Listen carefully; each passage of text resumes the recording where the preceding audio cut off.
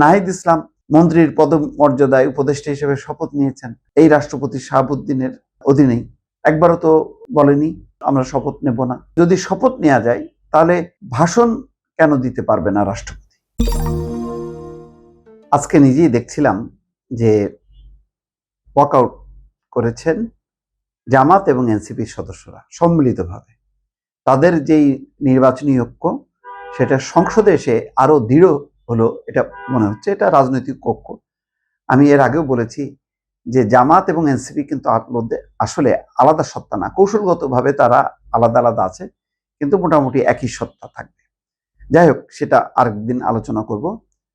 এখন যে আলোচনাটা সেটা হচ্ছে যে সালাউদ্দিন আহমেদ বলছেন এই স্ববিরোধিতা কেন? সংসদে রাষ্ট্রপতির ভাষণের বিরোধিতা নিয়ে সালাউদ্দিন আহমেদ বলছেন যে তার কাছে শপথ নেওয়া হয়েছে গণঅভ্যুত্থানের পর, মানে আওয়ামী লীগের পতনের পর রাষ্ট্রপতির সঙ্গে আলোচনা হয়েছে 2 দফা, তার কাছে শপথ নেওয়া হয়েছে। আজকে ত্রয়োদশ সংসদের প্রথম অধিবেশনে সেই রাষ্ট্রপতির ভাষণের বিরোধিতা কেন? এমন তো না যে এখানে এমপি হিসেবে শপথ নিতে হচ্ছে, তাও না।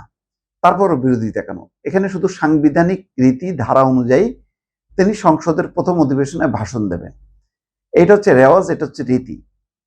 বিএনপি বারবার বলছে যে তারা সংবিধানের ব্যত্যয় ঘটাতে দেবে না, সংবিধান যা আছে সেই অনুযায়ী চলবে। এখানে রাষ্ট্রপতি কোনো ফ্যাক্টর না, এখানে ফ্যাক্টর হচ্ছে সংবিধান। কিন্তু আজকে নজিরবিহীন প্রতিবাদ, প্লাকার্ড ছাপানো, বোঝাই যাচ্ছে যে আজকে দিনের কর্মসূচিটা তারা জানে। আজকে রাষ্ট্রপতি ভাষণ দেবে এবং তারপর তারা সাজানো গোছানো প্লাকার্ড দেখাবে, বিরোধিতা করবে, ওয়াকআউট করবে, সবকিছুই হয়েছে। প্রায় 5 মিনিট অচলাবস্থা ছিল। তো এখন সালাউদ্দিন আহমেদ যে প্রশ্নের উত্তর মানে সাংবাদিকরা জিজ্ঞাসা করেছে, যে তিনি বলছেন আজ রাষ্ট্রপতি মোহাম্মদ শাহাবুদ্দিনের ভাষণ ঘিরে ত্রয়োদশ জাতীয় সংসদের প্রথম অধিবেশনে সাময়িক উত্তেজনা তৈরি হয়। প্রথমে বিরোধী দলীয় চিফ হুইপ ও জাতীয় নাগরিক পার্টির আহ্বায়ক নাহিদ ইসলাম সংসদের রাষ্ট্রপতির উপস্থিতির প্রতিবাদ জানান। পরে বিরোধী দলের অন্য সদস্যরা নানা বক্তব্য সম্বলিত প্লাকার্ড হাতে দাঁড়িয়ে প্রতিবাদ করেন। রাষ্ট্রপতির ভাষণ প্রত্যাখ্যান করে প্রায় 5 মিনিট বিক্ষোভের পর সংসদে বিরোধী দলীয় নেতা এবং জামাতের ইসলামের আমির শফিকুর রহমানের নেতৃত্বে বিরোধী দলের সদস্যরা ওয়াকআউট করেন। বিরোধী দলের এই ভূমিকা নিয়ে স্বরাষ্ট্রমন্ত্রীকে প্রশ্ন করা হয় সংসদে।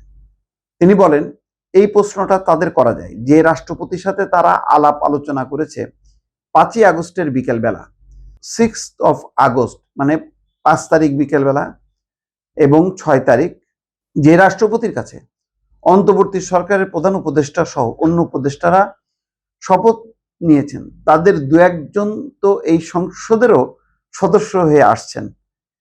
তো সেটা তাদের জিজ্ঞাসা করা যায় এই স্ববিরোধিতা কেন? অর্থাৎ নাহিদ ইসলাম মন্ত্রীর পদমর্যাদায় উপদেষ্টা হিসেবে শপথ নিয়েছেন এই রাষ্ট্রপতি শাহাবুদ্দিনের অধীনেই, তার কাছে শপথ বাক্য পাঠ করেছেন। একবারও তো বলেনি যে তখন আমরা শপথ নেব না। তখন তো শপথ নিয়েছেন। যদি শপথ নেওয়া যায় তাহলে ভাষণ কেন দিতে পারবে না রাষ্ট্রপতি? এই প্রশ্নের উত্তরটা কি? এই প্রশ্নের আসলে উত্তর নেই।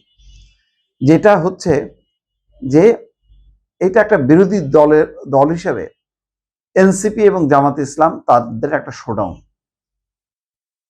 এবং তারা যে বিরোধী দল হিসেবে শক্তিশালী হিসেবে আবির্ভূত হবে তার প্রমাণ হচ্ছে আরেকটা, ডেপুটি স্পিকারের পদ কিন্তু তারা নেয়নি। আজকে দেখা গেল যে কায়সার কামাল তিনি ডেপুটি স্পিকার হয়েছেন, আর স্পিকার হয়েছেন হাফিজউদ্দিন আহমেদ বীর বিক্রম।